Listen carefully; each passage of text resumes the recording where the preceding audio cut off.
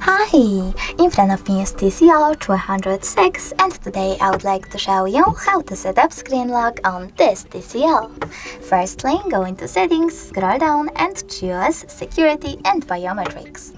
Now tap on screen lock and pick one of those locking methods by tapping on the best one for you, pattern, pin or password.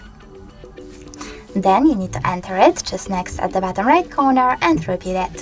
Following that, select confirm at the bottom right corner as well and tap on one of those options if you wish to see all notifications content on your lock screen or any of it. Either way, select done, click on home button, and now when I turn off my screen, then turn it back on, as you can see pattern is now required.